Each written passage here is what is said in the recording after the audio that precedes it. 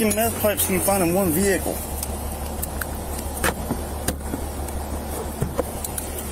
Dude, these meth pipes don't stop. A police officer receives a call from a gas station reporting that a woman has been sleeping in her vehicle for a couple of hours. The woman was sleeping at the gas pump at 7 o'clock in the evening. Sheriff's office.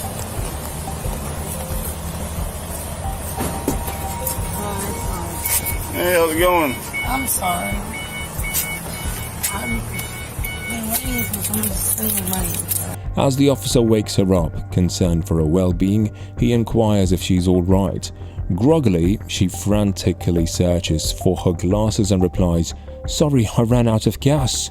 Puzzled by her response, the officer probes further, asking if she remembers anything about waking up that morning.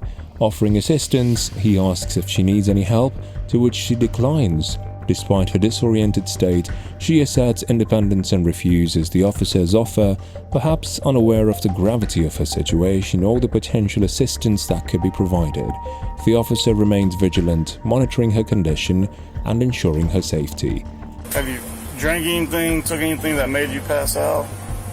No, I just have been up for like 24 hours. Yeah. Do you have an ID with you?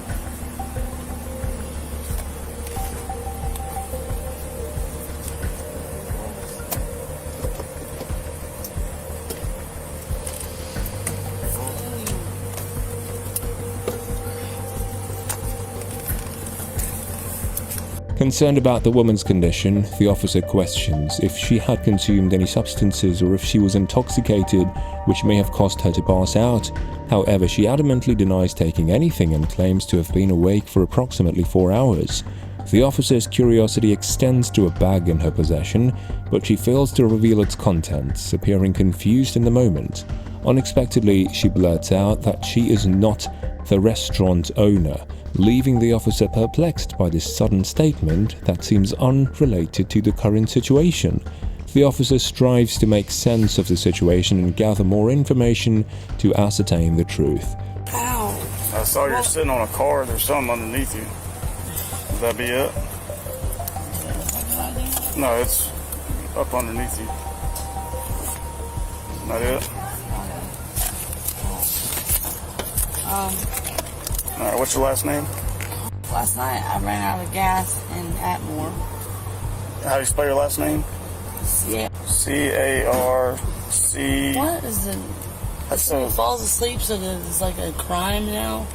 The officer persists in requesting her identification, but she adamantly refuses to provide any.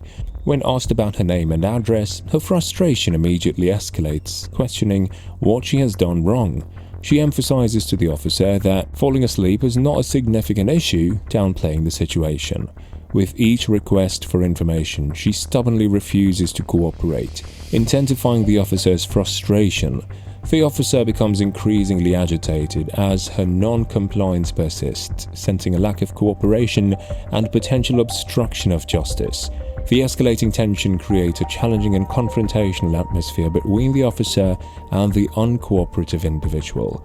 What does that matter? What do you mean? Go and step out for me, okay? Step out. What do you mean? Step out of the car. Go and step out. Please talk to me. We are, but we need you to step out.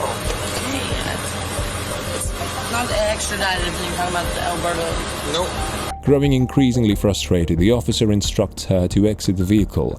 As he attempts to handcuff her, she becomes bewildered and questions what is happening, adamantly refusing to be restrained. Asserting her rights, she argues that they cannot arrest her in this manner. The officer tries to explain that her rights are not being violated, but she persists in arguing her point. The situation becomes a heated exchange between her and the officers, and they try to maintain control and enforce the law while addressing her concerns about her rights. The confrontation intensifies, creating a challenging and tense atmosphere. Right now, there's a report from back on the 19th of this car being stolen. On the 19th, from the man that went to jail that told me to drive it? No, you cannot arrest me for this car. I was given this car. You want to see my text messages? Amidst the ongoing confrontation, another officer intervenes and informs her that the car that she was driving is reported stolen. However, she vehemently denies any wrongdoing, arguing that she had met the owner who authorized her to drive the car. She claims to possess text messages as proof of their arrangement. Trying to clarify the situation, the officer explains that she's not being arrested at that moment, but rather being detained until they can ascertain the truth of the matter. Confusion and tension persist as the officers work to gather all the necessary information and resolve the situation appropriately.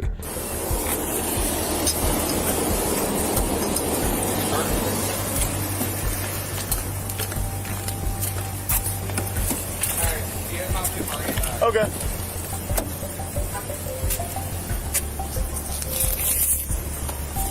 Still available. I was annoyed, sir. I don't even think it was in anyway, because I'm gonna have it today, and y'all need to apologize. As the officers inspect the car, their search reveals the discovery of approximately 4 meth pipes inside. Meanwhile, the woman remains seated in the police car. Concerned about the severity of the situation, one of the officers approaches her to explain her rights while under custody.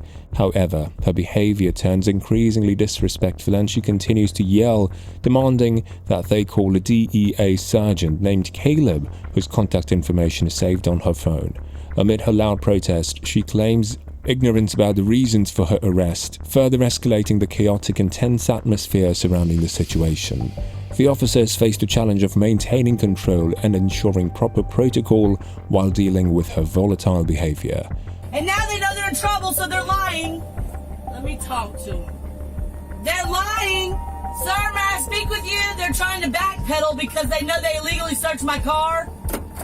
Why are you locking the door tighter? You think I'm gonna get out? You're weird.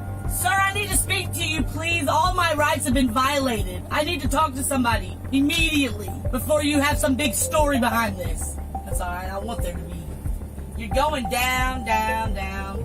It don't matter. Alright, you got new charges, grand theft auto, murder. How?